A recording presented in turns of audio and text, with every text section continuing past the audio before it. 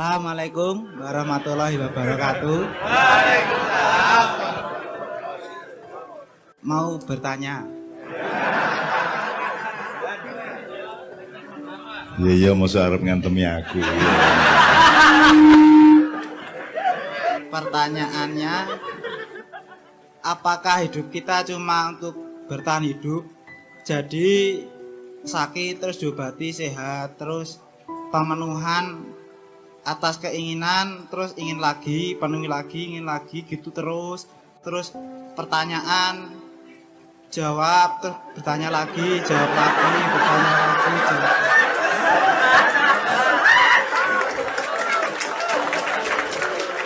Apakah cuma seperti itu hidup? Apa ada yang lain? Terus nomor 2, bagaimana kalau saya memahami hidup itu perjalanan terus ada bangjo, merah sama hijau, kuning enggak, abang hijau. Jadinya ada saat merah kita berhenti dulu, terus hijau kita jalan. Ya itu bagaimana indikatornya atau bagaimana kita mengetahui, memahami itu supaya pas saat kita berhenti. Nasib kayaknya ini sudah merah, jadinya berhenti. Supaya pas sempurna. Wassalamualaikum warahmatullahi wabarakatuh.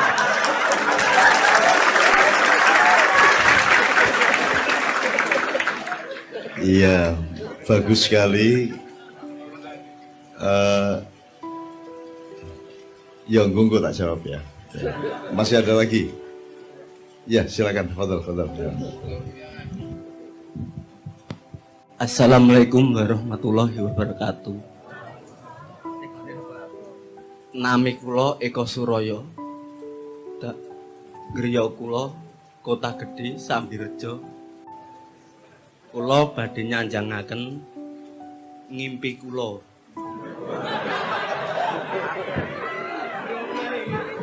Ngimpi kula kepanggih Pak Cak Nun niku ping kalih. Niku wonten ngimpi kula. Ngimpi kula niku kula nggih ndandani tiyang nggih istilahé ngujo tiyang ning nggih dandani niku. Bocah niku stres. Terus kula diundang Pak Cak Nun diteruske lemu lelaku prihatin. Wektu niku kula tangi gregah sekitar jam 2 punjul. Nggih. Meh setengah 3. Terus kula nggih ndonga sak isa kula. Niku sing ngimpi ingkang setunggal. Sing ngimpi ingkang kalih nika ngimpi kula Pak Cak Nun. Wonten ngimpi kula niku Pak Cak Nun beto wadah kalih mendeti kerikil-kerikil niku. La ilaha illallah. La ilaha illallah terus ngeten niku. Terus wadah kalih enten kerikile niku dituduhke kula. Kowe sesuk ngerti maknane iki, maksude iki kabeh.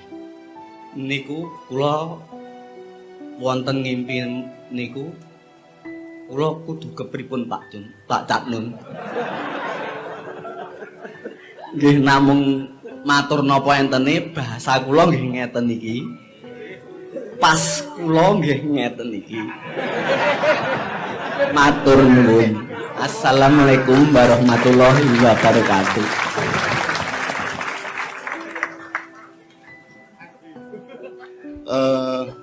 Jadi Mas yang dari Imogiri di Kota Gedhe, saya tidak pernah datang ke dalam mimpi Anda. Yang terjadi adalah Allah menghadirkan saya ke dalam kesadaran Anda.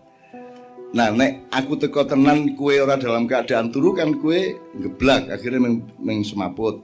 Makanya Allah menghadirkan saya ke dalam mimpi Anda, tapi bukan saya hadir ke mimpi Anda, itu kan semua Allah aja itu, kan itu. Maka di situ ada tuntunan dari Allah, ada tanda-tanda, ada amsal, ada hidayah. Nah, dari apa yang Anda alami mengenai apa jenenge kerikil ya, misalnya kerikil ya, berarti Anda orang yang harus gemi titi. Kowe iki kurang gemi, kurang titi kowe iki. Kowe iki sok ngeremehke sesuatu yang menurut pendapatmu saat itu tidak terlalu penting. Ah, ming kerikil kan. Padahal kerikil itu tidak ada barang tidak penting ya. Rabbana ma khalaqta hadza batila. Jadi jangan pernah meremehkan apa-apa. Jadi selalu gemi titi nastiti gitu ya. Sebelum kerikil apa tadi? Nambani busta stres. Jadi tingkatkan kedekatanmu dengan anak-anak kecil ya, karena anak-anak kecil ini sebenarnya adalah kariermu ya. Karier itu artinya yang membawa dirimu sampai ke masa yang kamu nanti sudah mati, dia tetap membawa dirimu. Jadi entah anakmu, entah anak tetanggamu, siapapun anak kecil. Saya ingatkan Syekh Jangkung, yaitu Saridin, muridnya si Sunan Kudus itu, karena dia harus ikut Sunan Kudus kemana-mana, akhirnya dia keluarganya sering ditinggalkan dan dia ditanya pada suatu hari, lu terus piye iki anakmu kok didik iki kowe lunga terus.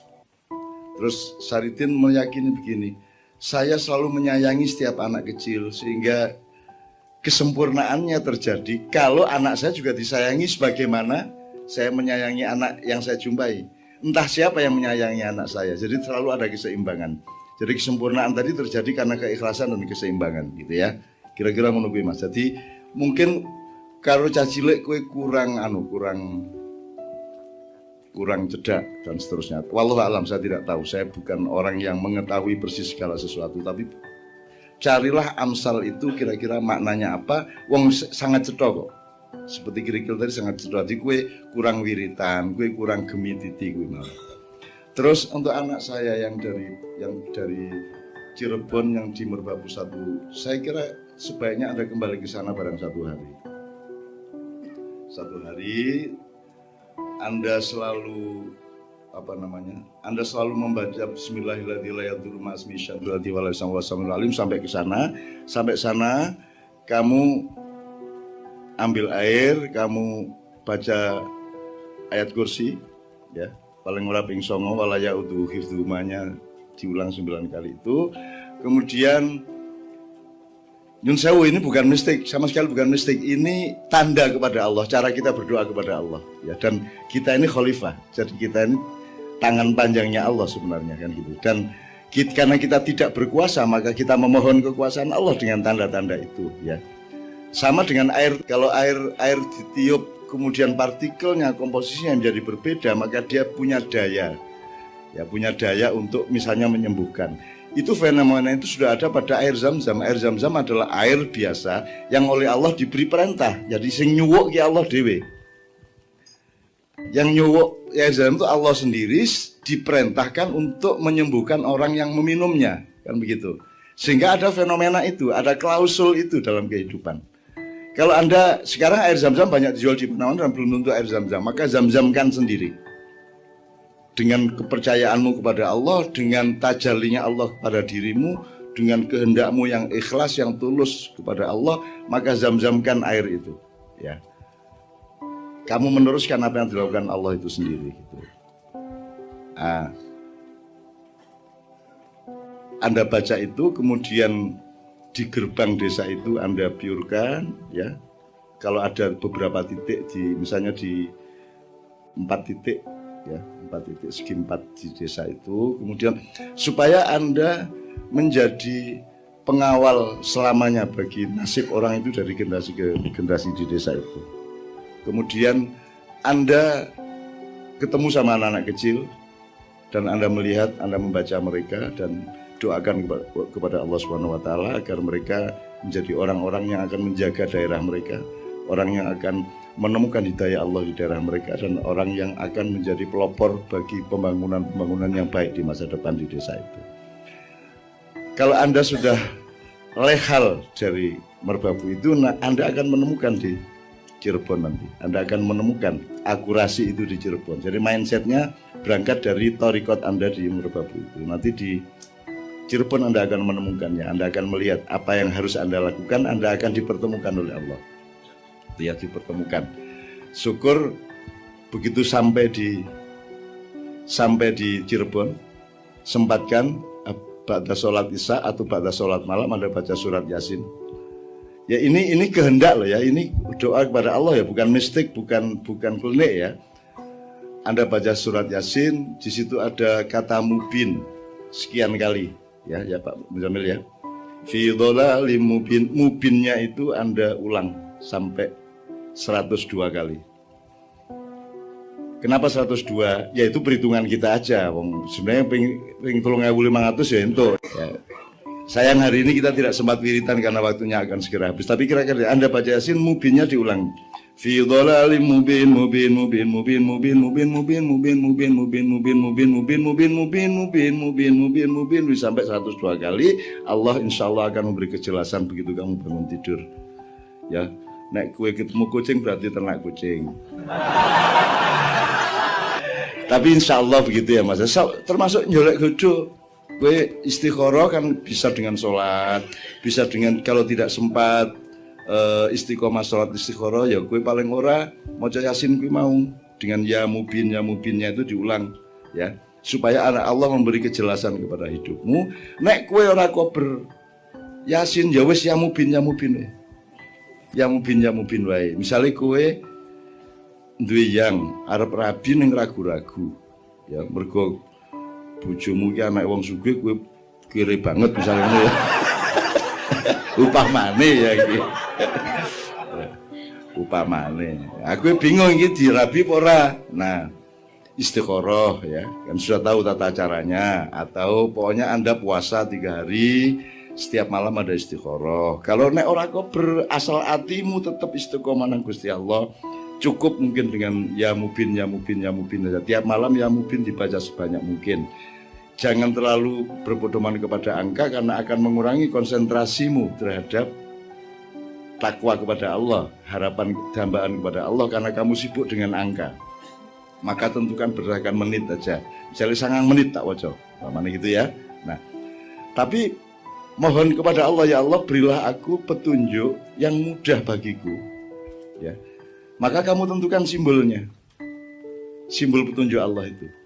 Ya Allah kalau cewek ini, anak orang kaya raya ini, yang orang tuanya sudah tua sehingga setelah saya kawin mudah-mudahan meninggal. Ya dah, sehingga warisannya akan sampai ke saya. Kalau memang dia baik, ya Allah berilah aku tanda melalui warna hijau atau putih misalnya ya. Kalau tidak baik untukku bagi masa depanku dunia akhirat, maka berilah aku tanda dengan warna merah atau hitam. Nah, mungkin iso kowe ngenteni tulung dino sik lagi ketemu abang. Jadi begitu kowe metu omah ketemu nek abang berarti ojo. Nek kowe ketemu nek putih apa ijo berarti yo. Mungkin paginya kamu langsung dikasih tanda oleh Allah. Mungkin tengah-tengah membaca ya mubin kowe wis ana daya warna ijo. Iso wae. Ya, utawa kucing ireng liwat buat. Tur nerjang raimu ya wis rasida wae ya toh. Mungkin saja sebelum kamu membaca sudah diberi tanda. Why not? Kenapa tidak kalau Allah mau? Ya. Saya punya banyak cerita mengenai itu tadi. Saya punya banyak cerita mengenai bahkan sebelum yang saya kasih itu disentuh, Allah sudah memberikan kabulnya. Ini banyak cita-cita seperti itu dan itu semua kekuasaan Allah dan sama sekali saya tidak punya kekuatan apa-apa. Saya sama sekali tidak punya kuasa apa-apa. Mohon itu diingat. Jadi kita tidak pernah sempat untuk GR pada apapun yang ada pada kita karena semua yang ada pada kita adalah milik Allah Subhanahu wa taala. Ya asal tauhid ini Anda jaga, insya Allah akan lebih dimudahkan oleh Allah. Ngono ya ya. Ya Mas ya, bismillah ya. Dikorbankan 1 hari nanti sampai Cirebon itu tadi ya mungkin Anda akan dapat akurasi, dapat kesempurnaan, awal kesempurnaan di Cirebon. Oke, sekarang pertanyaan yang dari Ki Ageng Caping Gunung ya. Pak Muzamil nanti tolong ikut menjawab, saya kira ini yang terpenting. Anda ini seorang filosof dan penyair Gue mau tulisan apik banget loh gimana. Allah, apakah cuma begini hidup ini? Naik motor sampai ke Bangju. Gue naik abang leren, naik hijau terus. Kemudian aku nanti ketemu orang, aku bertanya, terus dijawab. Terus nanti ketemu orang lagi, tanya lagi, dijawab lagi. Apakah cuma itu hidup ini? Wah, apik banget loh itu. Aku lapar maka aku makan. Apakah cuma itu hidup ya Allah? Apik banget gue. Ya dah, apik banget. Ini luar biasa ini. Neneng saking luar biasanya sampai dia iki ora luar biasa babar pisan. Kelambi ora diumbah 3 minggu ya. Wis ya wis. Tapi Masya Allah ini kekasih Allah Subhanahu wa taala ya. Mudah-mudahan karena dia mengamini suatu doa entah di mana Allah lebih cepat mengabulkan. Nek ora ono dheke ora pati kabul ngono ya. Doanya orang banyak, yang tidak kabul adalah doa dia sendiri.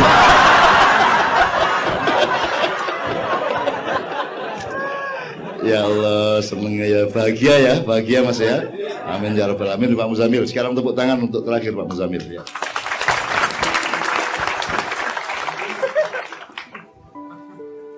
Ya, Mas Arbi gitu ya.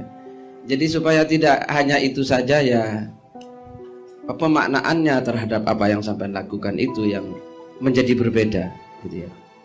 Jadi bukan kok hidup hanya makan terus sehat terus sakit berobat, itu jangan peristiwa materialnya. Kalau hanya menjadi peristiwa material, kita itu hanya terjebak pada rutinitas. Tapi harus ada pemaknaan spiritual. Disitulah wa ma khalaqtul jinna wal insa illa liya'budun. Bukan pada makannya, bukan pada tidurnya, bukan pada kawinnya, gitu ya.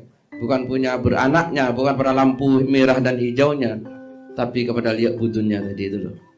Jalankan itu semua dalam pengabdian kepada Allah Subhanahu wa taala. Dan itu hakikat hidup. Itu Mas Arbi. Oke ya. Nah, masalah kapan merah abangnya, kapan kita merah, kapan kita hijau, yaitu syariat itu. Kalau haram itu merah. Kalau wajib atau sunat itu hijau, gitu loh. Kalau makruh itu kuning, gitu. Oke? Ya itu. Ya, itu syariat Allah. Jadi kita harus berdoa dari itu. Gitu ya. Assalamualaikum warahmatullahi wabarakatuh. Perkenalkan, nama saya Adit dari Cirebon. Itu saya pengen tahu sih perspektif Barat dan Timur mengenai fenomena kesurupan itu loh, Cak. Karena saya sendiri pernah mengalami, hanya saja setengah sadar gitu ya, masih bisa melawan dalam tanda petik, dan itu pengobatannya sangat-sangat timur sekali ya. Kayak dikasih minuman gitu, terus didoain dan saya sembuh, sama diolesin sama rempah-rempah seperti itu dan sembuh. Tapi gejalanya itu mirip kayak orang demam, tapi demamnya itu seketika, dalam arti saya nggak ada gejala sakit apapun, tiba-tiba langsung panas, meriang dan meracau, nyanyi-nyanyi nggak jelas gitu ya. Bahkan sama dukunnya sendiri dalam tanda petik ya, orang pintarnya sendiri, nyun sewu, dia sudah sepuh, beliau sudah sepuh, saya bilang kue sopo gitu kan ya. Tapi saya sadar, hanya saja nggak bisa kontrol. Nah itu dalam medis, gejala kesurupan itu seperti apa sih kesurupan gitu ya. Ya mungkin nanti disinggung juga sama Timur seperti apa. Seperti itu Cak. Kita bergilir Mas Edot. Ada pertanyaan mengenai fenomena kesurupan menurut ilmu atau pandangan kedokteran untuk apapun dari Barat.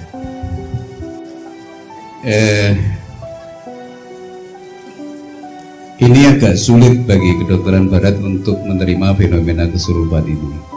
Pasti mereka akan melihat bahwa ini ada sesuatu yang salah di struktur otaknya misalnya. Jadi karena tingginya temperatur itu akan mengubah loncatan sel ataupun elektrolit yang ada di sekitar otak, sehingga itu akan menjadi geser.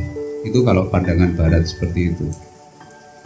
Tetapi tentu pandangan Cak Nun nanti akan menjelaskan fenomena kesurupan itu dari sisi yang lain, dari sisi kita. Itu ekstrinsiknya dari kedokteran barat seperti itu. Tapi saya akan menanggapi khususnya mengenai mengobati dengan air putih itu sebenarnya wujudnya itu air putih, tetapi struktur molekulnya akan berbeda. Ketika ini sudah plain air putih dan sudah didoakan Al-Fatihah di dalam ini, maka struktur molekulnya ini akan sangat berbeda. Ini sudah diteliti secara dengan mikroskop elektron oleh peneliti dari Jepang. Sangat berbeda. Jadi kalau misalnya kita ingin mencari resonansi kita, ingin mencari kesejatian diri kita sendiri, pasti wiridnya akan berbeda-beda. Dan yang tahu adalah orang yang memang punya indera ke-7 atau ke-8. Oh, kwele pasti bukaan albatworoh sing tengah kae. Atau kue wirite adalah ya Rahman ya Rahim atau apapun, dan itu adalah sangat individual. Jadi kalau metode pengobatan itu sudah agak-agak ketemu, jadi jembatannya antara kedokteran barat dan kedokteran timur. Kalaupun ini ada air kemudian diminumkan dan itu akan mengubah struktur elektron yang ada di otak, kalau misalnya pandangannya tadi itu, sehingga nanti suhunya akan turun dan dia akan normal lagi. Itu yang bisa saya terangkan bagaimana kesurupan itu diobati dan bagaimana kesurupan itu kalau misalnya dilihat dari pandangan barat. Dari intrinsiknya nanti Cak Nun yang akan menerangkan. Soal kesurupan Islami mana Islami? Mas Islami tolong kasih beberapa referensi yang pernah dialami. Waktu saya masih ingat waktu 7 harinan Mas Saiful itu awal mula ada anak seorang wanita yang dia kerja di tempatnya ya di Petangguluan saat itu.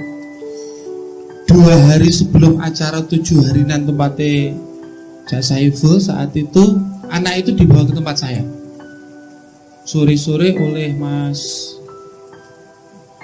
Leo bersama teman. Sampai di depan rumah saya itu tiba-tiba anak perempuan itu langsung lari, saya nggak ngerti. Saya kejar di depan masjid, tempat saya kan kira-kira 300 meter ada masjid di depan masjid itu, langsung gulung-gulung di situ. Tiba-tiba setelah gulung dengan dia bicara ngalor ngidul, dengan bicara agak jorok dan semuanya, langsung dia lari ke rel kereta api. Saya takut, akhirnya tak suruh bawa pulang, besok di Jogja saja gitu. Nah waktu itu pas bertepatan dengan acara 7 harinan Mas Saiful. Kita tahlilan biasa, saya Mbah Nun sama teman Kiai semuanya hadir. Waktu itu begitu tahlil selesai, kemudian kita sholawat. Di tengah-tengah sholawat itu si wanita ini tadi bengok-bengok lagi. Nah, kemudian simbah dawuh, urusono sik, ono aku tak susul, ngoten niku. Nggih. Kemudian saya ke belakang. Di situ sudah ada Pak Kirno. Sama Pak Godur dan semuanya teman-teman. Kemudian Pak Kirno sudah nangani. Kemudian begitu diambil set gitu bisa semaput, kemudian langsung bangkit lagi, aku rapopo gitu. Itu saya menyaksikan sendiri. Kemudian Pak Kirno juga sama saya bingung, wah piye Pak D, ya wis saya di bareng ke. Kita ambil, begitu ambil kedua set gitu, dek langsung semaput. Saya agak lega, semaputnya rada suwe gitu. Semaputnya udah ya kira-kira 5 detik lah. Setelah 5 detik ini tak pikir dia itu sadar, begitu gitu jedek itu langsung aku rapopo gitu lagi sampai 4 kali. Kemudian terpaksa kita bawa di ruang tengah. Alhamdulillah saat itu acara sudah selesai. Kita judek dia carane nangani itu. Nah, Kemudian Simbah dari depan dia mau pulang, kemudian nyempatkan untuk yuk kita piye belum sakit. Akhirnya pun didekati Simbah saat itu. Didekati Simbah itu dibilang gini, kowe melu aku ya, wis kowe arep njaluk apa tak turuti, bla bla bla banyak. Yang pasti adalah sangat dimuliakan Simbah, kemudian disayang sama Simbah, biarpun itu nggak kelihatan. Kemudian tiba-tiba si wanita ini di dalam jiwanya itu dia ngomong, lah iki kowe wong apik, ora kaya kancamu wong loro kuwi.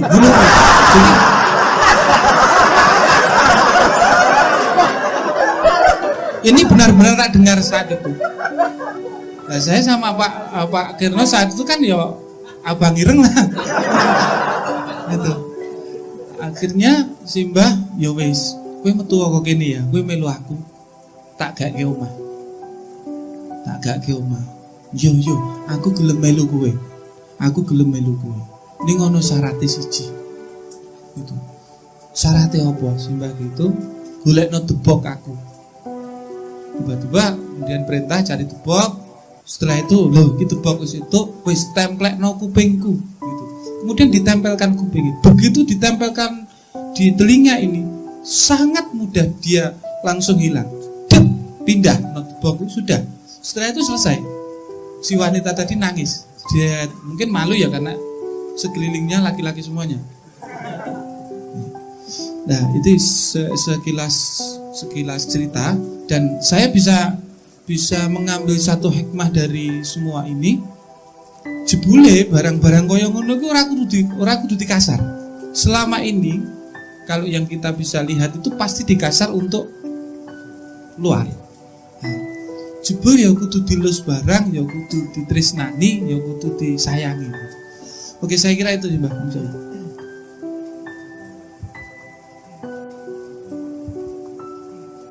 Saya masih ingin Islamianto menceritakan yang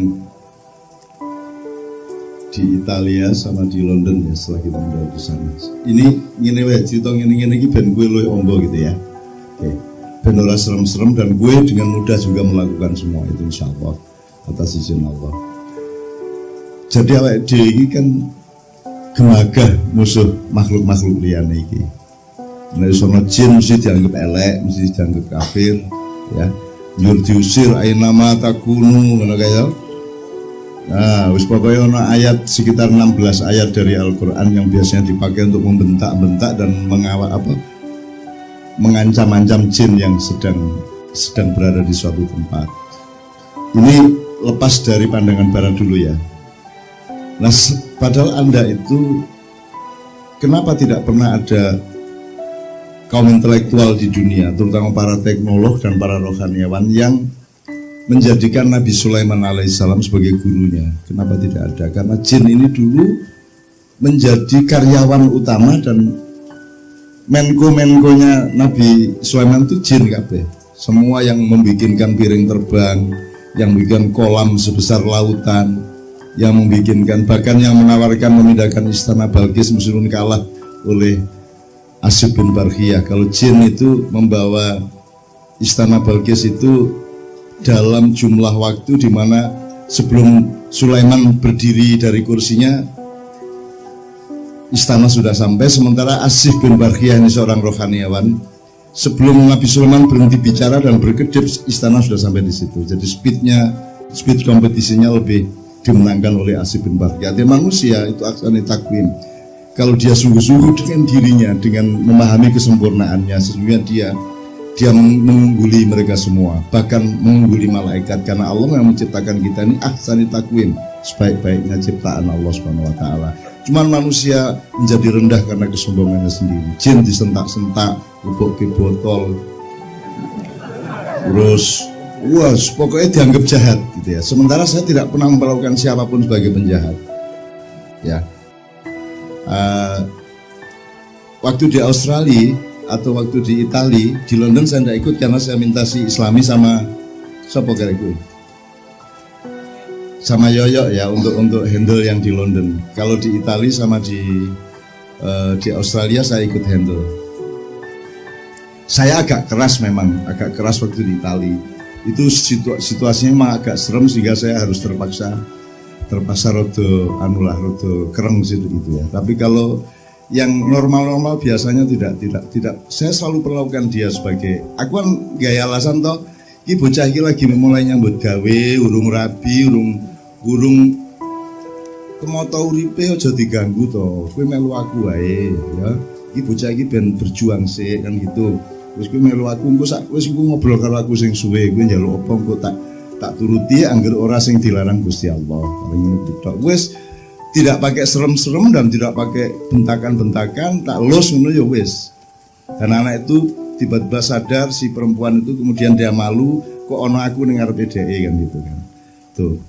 Sebelum cerita yang lain, nanti Pak Muzamil tolong dilegitimasi ya Pak Muzamil ya.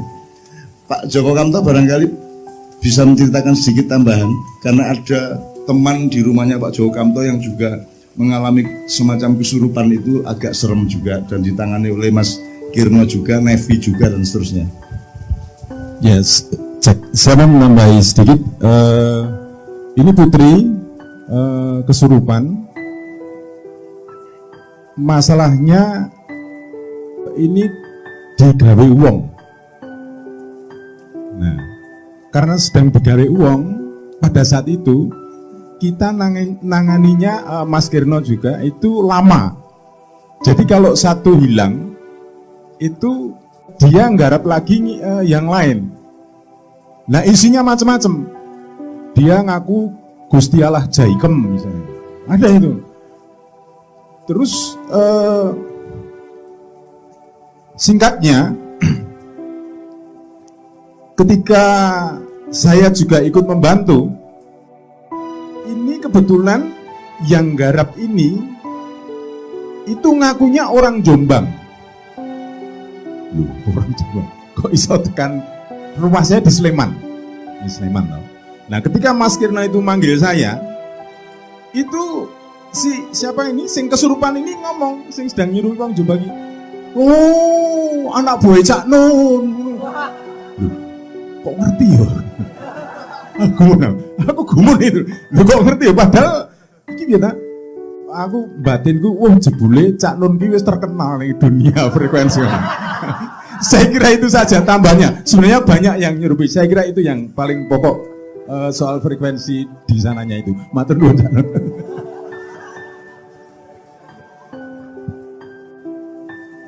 Sebelum Islam yang ya, jadi saya pernah ke Gunung Cetho itu ya, saya ngantarkan teman-teman aliran kepercayaan bersemedi di sana. Apa jenenge topo ning kono sak piturute. Aku kan semua kan saya sayang, saya ladeni semua dan saya tidak pernah membantah apa yang sebenarnya saya ketahui. Saya semua menampung dan selalu apa wae sing elek tak dadekke faktor untuk bisa menjadi kebaikan pada kali berikutnya gitu. Saya selalu begitu. Nah, selesai kira-kira sampai jam 3 pagi saya di sana. Jadi ming silo ngono kae ning dhuwur angin gebes kaya ngono kae piturute lah. Tak ladeni kabeh lah. Alhamdulillah saya tidak siap dengan pakaian karena itu sangat dingin luar biasa, anginnya mobat mabit luar biasa. Teman-teman semua sudah siap dengan mantel, dengan kemul, dengan segala macam. Aku iki meng klamben putih ngene iki karo kaos jero ngene iki dan saya alhamdulillah tidak kedinginan. Tidak kena angin itu. Artinya gini, angin itu yang menerpa-nerpa kelambiku tapi kan ning jero ora kena dadi aku anget. Sementara teman-teman pada dingin semua. Jadi anget terus gue wis 3 jam kayak wis mulai do gelisah kayak wis kresek. Ono sing kira tak kesel iki Caca. Ning ora ana sing wani mungkasi. Pekewo karo aku. Rumasane aku iki Sabdo Palonoyo Genggo mau piye. Dadi arep mungkasi rawani akhirnya aku sing kepeksa mungkasi gitu ya wis ya saiki lampune di sumet gitu. Piye mau do toko kabeh imo ya ngono. Nggih cawah niki waduh teko cerita macam-macam kae. Iki arep ana kobongan ning daerah lor iki. Saus macam-macam kae ramalane kae wis aku tak ladeni kabeh. Saya ingin mengatakan kepada Anda gini. Begitu saya pulang ke Jogja baru turun di Solo, saya dapat SMS dari seorang jamaah ma'iyah dari Muntilan. Cak, tadi saya mimpi jam-jam 2, jam 3 tadi saya mimpi Cak Nun tuh pengajian yang datang jin banyak sekali. Iki piye ta iki? Dadi aku mau mancen pengajian ning kono ya ta. Njur Mak Iyahan karo jin-jin ki Mak Iyahan ya ta. Terus ada temen yang kemudian kena kesamper frekuensi itu, kemudian dia melihat sesuatu, satu gambaran sekilas gitu, bahwa yang datang ke pengajian saya itu makhluk bermacam-macam. Seperti Anda ketahui, kalau manusia diciptakan Allah mulai Nabi Adam itu kan sudah pakai standarisasi, pakai proporsi, ditentukan ndase semene, awake semene, tangane dawane semene. Ya toh, nek kuwawa kethek kan tangane dawa, padha karo sikile, nek menungso kan sikile luwih dawa. Jadi manusia sudah standarisasi. Jadi nek irunge semene, raine semene itu manusia sudah rata-rata punya proporsi yang oleh Allah ditentukan estetikanya. Sementara jin itu tidak ada standarisasi.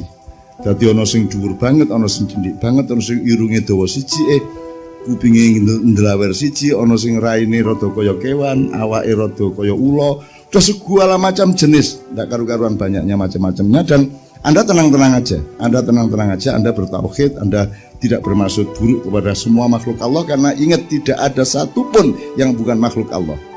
Maka kenapa kita harus berhusnudzon kepada siapapun? Sepanjang Anda berada di dalam husnudzon bersama Allah, maka semua yang lain akan berada di dalam aura kasih sayang Anda. Ya. Tambahan sedikit Mas Islamianto soal yang Itali, karena agak serem nih. Yang terlibat Imam Yoyo Islami ya, bertiga ya.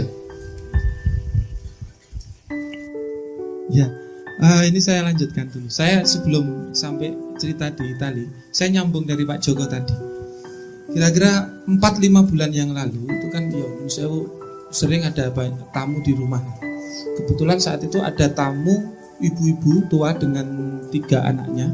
Yang satu kesurupan, itu daerah Manik-Manik ini, Semarang ini, Banyumanik Semarang.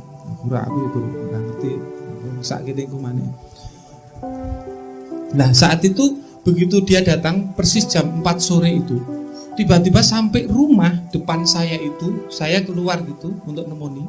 Bar nemoni yang kesurupan, walah ketemu santrine Cak Nun. Nah, ngoten niku. Jadi ada kata-kata itu. Saya menjadi curiga karena gini, Nun Sewu di Delanggu itu, di tempat saya Klaten Delanggu itu ada desa namanya Mendak. Di sana ada kiai sepuh itu namanya Pak Parti, Pak Kiai Parti. Nah, Pak Kiai Parti itu cerita masyarakat itu sangat terkenal sekali di situ. Pak Parti itu terkenal di dunia jin. Jadi nek ana wong kesurupan itu nggak usah dijeluke Pak Parti itu. Cuman gini, dibilangin, nek gak metu saiki tak celuke Pak Kiai Parti, itu sudah pergi. Lah saya curiga, Jojo ini Mbah, nek itu nanti Pak Parti itu di tingkat regional ya. Nanti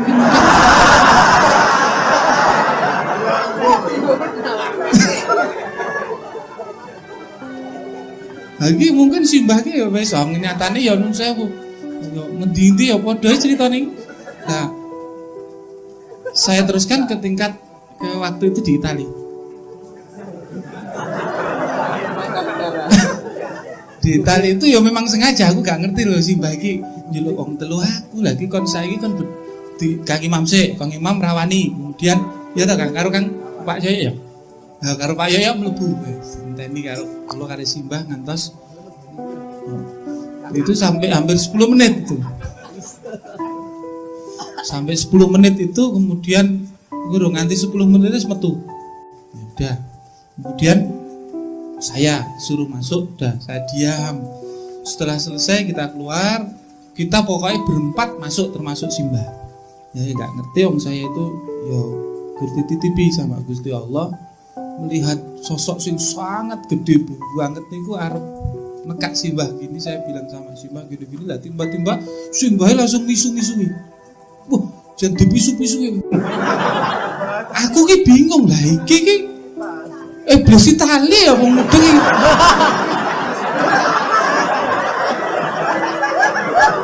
Tapi saya melihat raut wajah mereka itu koyo-koyo disengeni Jadi kayak bocah sing disengeni kalau jekukruk kae. Ini saya tadi bingung ya. Ini berarti nek cara Jawa itu kalah hawu. Kalah hawu. Jadi disengeni simbah gitu ya nduk. Yo dekem ngoten niku. Nah, akhirnya disuruh pergi, alhamdulillah di situ semuanya jadi pergi. Waktu dulu kan di situ tempat untuk nyimpen gamelan kalau nggak salah Bali ya.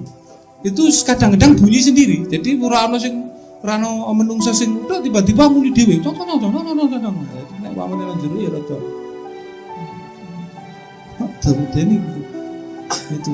Jadi nun sewu banyak keanehan yang selama ini saya dapat. Wallahu alam, tapi saya hanya yakin kabeh ngono Gusti Allah. Itu dah. Nah, termasuk di waktu di mana itu di London ya Pak gitu ya. Waktu London itu saya diperintahkan simbah untuk mengurusi tempatnya kalau nggak salah namanya Gomez itu. Ya Mas Gomez itu kalau di kantor itu duduk gini di kursi gitu, tiba-tiba di tembok itu udah keluar tangan gitu sama geremeti gulu gitu lah. Itu nek pun gilane tadi Gomez. Untung ranji kok dompet.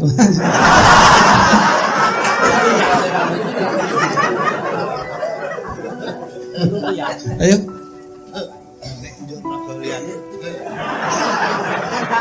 Ya ingatkan Mbak Nun saya nggak bisa teruskan karena sangat Adi atau enggak Adi?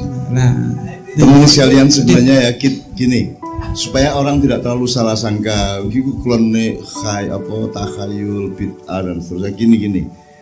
Tidak salah pandangan barat bahwa ada diskonstruksi atau dismanajemen dari urat saraf, sistem urat saraf. Karena ada suhu yang naik dan seterusnya. Tadi siang ada kesurupan beberapa hari yang massal di SMP di dekat di Lempuyangan sana. Artinya kalau urusannya adalah suhu naik, tidak mungkin sekian orang bareng-bareng suhu naik. Mungkin satu orang gitu ya.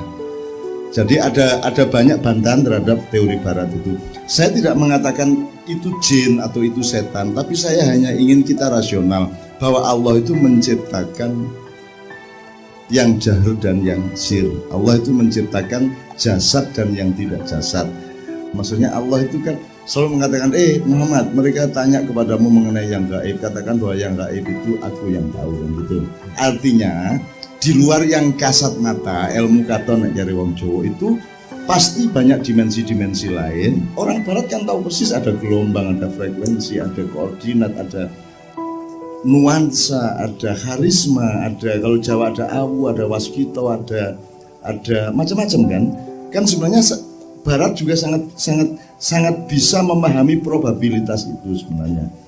Kita tidak memastikan bahwa itu tadi yang diomongkan Islam ini sama Pak Joko Kamto itu benar seperti itu, tetapi pasti memang ada makhluk atau ciptaan Allah yang tidak hanya bisa kita dekati dengan panca indera, itu kan pasti itu. Nah, gejalanya apa? Bisa energi liar, hantu itu apa? Bisa macam-macam kemungkinannya. Misalnya ke Mamang itu janjian mengfluoresensi, bisa juga. Neng ora ya iso juga. Jadi kita jangan bagusi dengan sebuah kebenaran subjektif. Ada banyak kemungkinan yang lain. Nah, kita hidup di tengah semua kemungkinan itu dan kita beristiqomah dan bergantung kepada Allah bahwa semuanya itu adalah milik Allah dan ada di dalam kekuasaan Allah, sehingga semuanya yang kita gantungi adalah kekuasaan Allah, bukan kekuatan kita sendiri. Jadi saya mohon izin kepada bapak-bapak dimanapun mendengarkan ini, tolong jangan klaim-klaim dulu bahwa ini khurafat, bid'ah dan seterusnya, karena kita memang wong kowe iki entutmu ora ketok. Kan gitu kan ya. Anda kan masa tidak kagum sama televisi, kok iso metu gambare, misalnya, meskipun bisa dijelaskan secara ilmu, tapi kan jelas ada yang namanya gelombang, dan gelombang itu tidak kasat mata. Wong WA-mu iso, SMS-mu iso langsung tekan Rusia, iso tekan Amerika pada detik itu juga, kan gitu. Kalau dulu kita baca berita itu nunggu 1 hari, dicetak dulu kan gitu kan, pagi baru diedarkan. Sekarang kan Setia Novanto nabrak tiang, langsung semenit kemudian kita tahu, kan gitu kan. Nah, itu semua karena ada gelombang, ada frekuensi, ada arus ya yang di luar pengetahuan panca indera kita atau bahkan indera ke-6 kita pun gitu. Jadi teman-teman sekalian, ini semua adalah kemungkinan-kemungkinan yang terangkum di dalam apa yang Allah menyebutnya al-ghaib. alimul ghaibi wasyahadah. Nah, kita ini bukan alimul ghaib, kita adalah muta'allimul ghaibi wasyahadah. Apa yang gaib bagi kita yang paling sederhana adalah sing kowe urung ngerti kuwi gaib. Begitu kowe ngerti berarti kowe makrifat. Yang gitu. Wingi kowe urung ngerti nek 5 ping 5 kuwi selawe, sisuke kowe ngerti nek 5 ping 5 selawe. Wingi 5 ping 5 kuwi gaib, saiki makrifat gitu loh. Makrifat adalah orang serem-serem, makrifat adalah sesuatu yang sebelumnya kamu belum bisa mengerti atau melihat, kemudian kamu bisa melihat. Jadi mohon kita menstandarisasi dan mengobjektivisasi pemahaman ini, jangan pakai klaim-klaim dulu. Ya, kita semua sedang belajar, sedang berijtihad. Saya ini sedang menjalankan saran Muhammadiyah untuk ijtihad dan saran NU untuk mujahadah. Di sini kita gabungkan kedua-duanya dan kita tidak memastikan apa-apa karena yang punya kepastian hanya satu, yaitu Allah Subhanahu wa taala. Dan seterusnya ada banyak peristiwa-peristiwa. Mungkin Mas Adit bisa nambah dikit karena petugas kita untuk hal-hal seperti itu adalah Adit sama Islamianto. Adit, cerita sedikit, Adit. Di Sukoharjo ketika main itu Mas Jijiti kok kliut ngerti mak gledak lho ngopo Mas Kang Sluman pocong papat. Jadi Kang Sluman, wah Kang Sluman sugu sih Mas. saya lagi main perkusi kok ngerti itu mak mesti mak kliut gledak langsung Mas Is ke belakang ternyata itu Kang Sluman sugus oke lho Mas. Jadi di sugusnya di coba isi siji ya, cul, nah wes aman gitu. Terus menurut kita itu gensetnya itu nutupi jalan yang biasanya mereka itu lewat gitu Mas. Mereka lewat ya lewat kono, jadi mereka itu juga punya jalan gede, kayak ditutupi genset. Ora trimo, ono sing trimo ya luar biasa tuh Mas. Warga itu kan ono sing oh ya wes kira apa lewat melipir, kayak. Ono sing ora trimo nang ngerti-ngerti opo iki gajul duar. Dilalah kena warga sing ngono gitu loh Mas. Gajul duar mati pet, waduh. Masih piye? Ayo wis ben ngeyel jan setra dundurke. Gitu ya Mas ya. Semua temen ngantuk. Terus saya kebetulan bloggingnya deket Yoyo.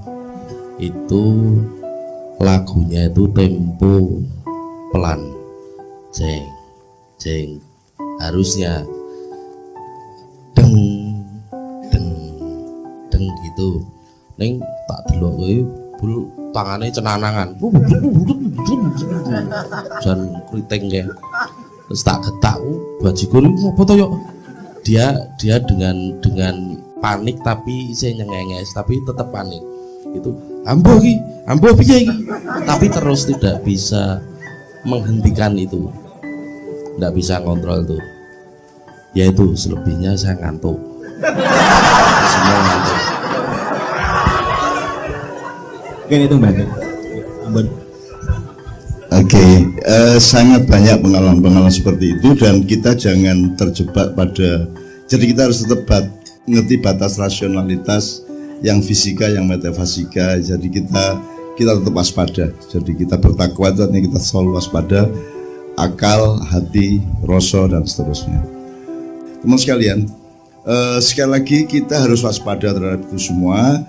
Ojo gampang ngeklaim tapi juga ojo gampang percaya tapi juga ojo gampang ora percaya. Lebih baik kita memakai peralatan yang Allah kasih ke kita, yaitu akal sehat tapi juga kepekaan rasa. Nek kue akal sehat tok, kue kehilangan separuh. Nek kue kepekaan rasa tok, kue sok kepleset kepada separuh yang lain.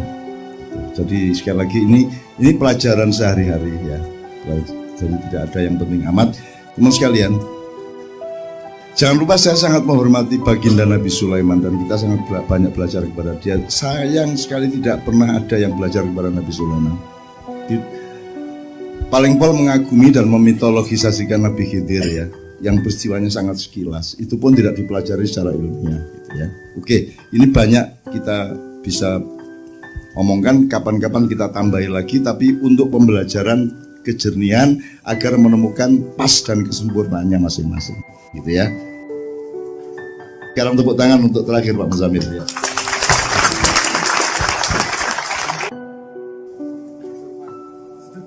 Ya, kalau masalah kesurupan itu kan itu macam-macam sebabnya. Jadi memang jin itu disebut dalam Al-Qur'an. Al-Qur'an itu sudah ada surat Al-Jin. Jadi bukan klinik jin itu, ya.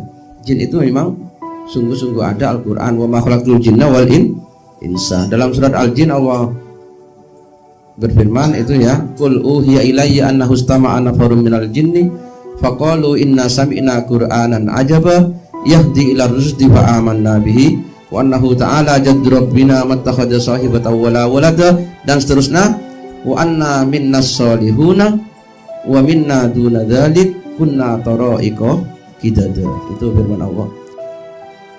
Firman Allah, jin menyatakan wa anna minnas solihun, dan sesungguhnya di antara kami para jin itu ada yang soleh, wa minna duna dzalik, dan di antara kami yang tidak soleh. Kunna tara'iqa qidada, kami itu punya jalan yang bermacam-macam. Jadi yang kesurupan itu bisa karena cinta kepada yang disurupi, bisa karena memusuhi, kesurupan itu. Jadi macam-macam. Kalau karena cinta itu sebetulnya kalau diolah bisa menjadi kekuatan.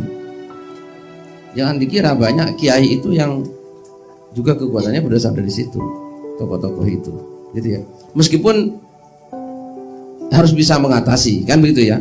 Tapi ada yang karena permusuhan. Kalau karena permusuhan akibatnya buruk itu.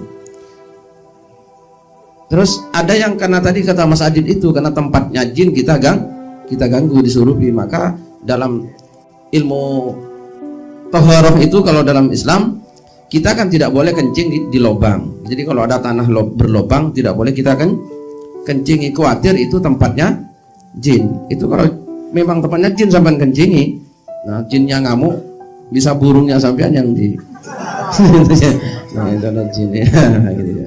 Jinnya bisa ngamuk atau buang air besar di situ, itu bisa bermasalah dengan jin. Atau juga kalau dalam ilmu taharah juga kita tidak boleh beristinja memakai tulang, ya. Jadi tulang biasanya kita buang air terus untuk menggosok kotorannya pakai tulang, itu tidak boleh karena tulang itu makanan jin. Jadi dulu jin itu pernah matur kepada Rasulullah minta dikasih makanan, maka oleh Rasulullah jin itu dikasih tulang.